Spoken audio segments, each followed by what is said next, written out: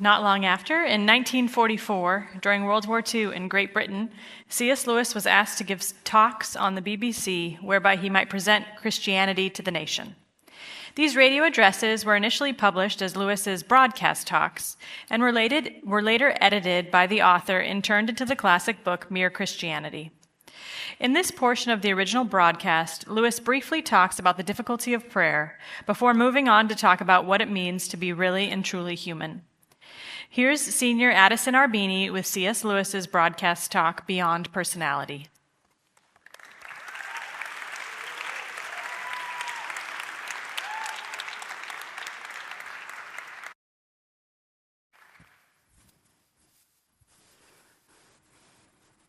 In these talks, I've had to say a good deal about prayer.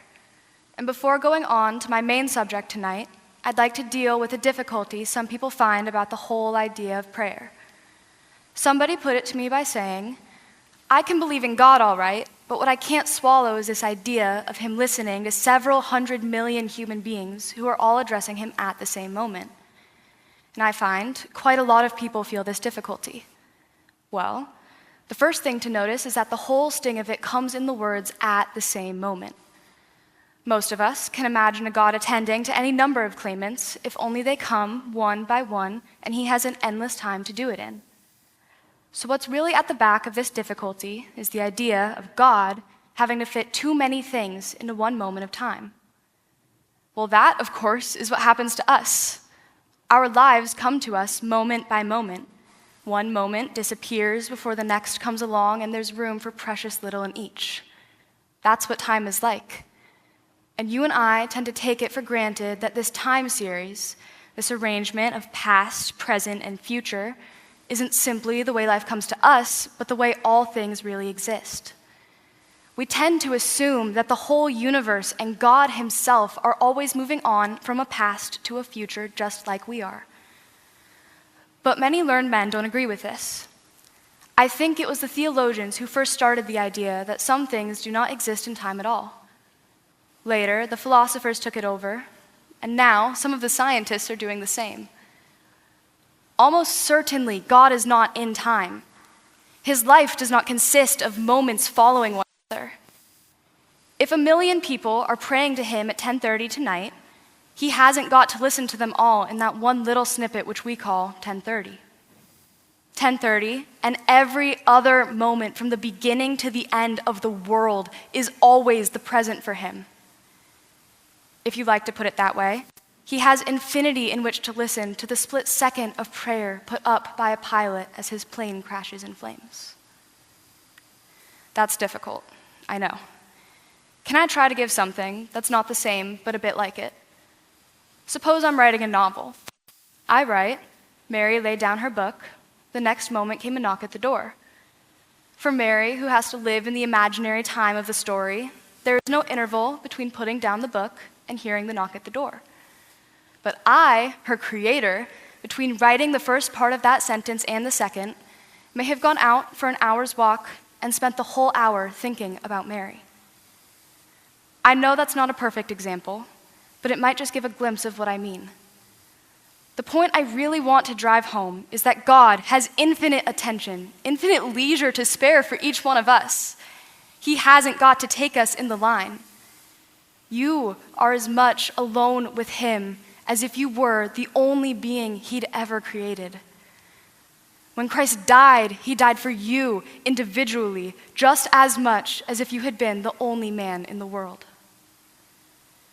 Now, I'll get back to my main subject.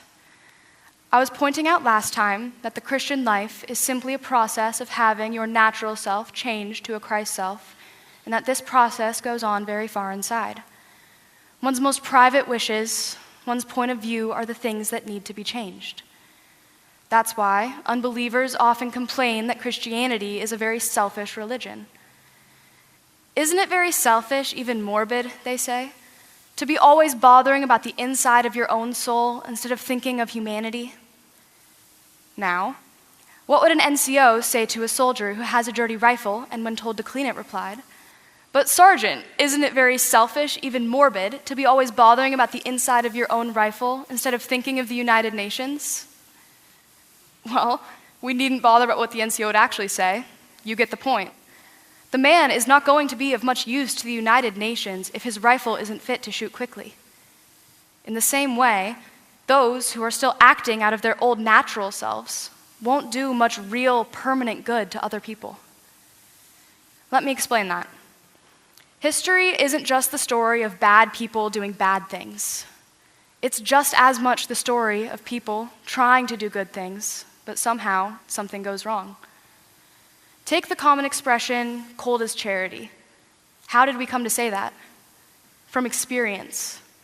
We have learned how unsympathetic and patronizing and conceited charitable people often are. And yet, hundreds of thousands of them started out really anxious to do good. But when they'd done it, it simply wasn't as good as it ought to have been. The old story, what you are comes out in what you do. The crabapple tree cannot produce eating apples. If the old self is there, its taint will be over all that we do. We try to be religious and become Pharisees. We try to be kind and become patronizing. Social service ends in the red tape of officialdom. Unselfishness becomes a form of showing off. I'm not saying, of course, that we are to stop trying to do good. We really must do the best we can. If the soul is just fool enough to go into battle with a dirty rifle, he mustn't run away. But what I am saying is that the real cure lies far deeper. Out of ourself and into Christ we must.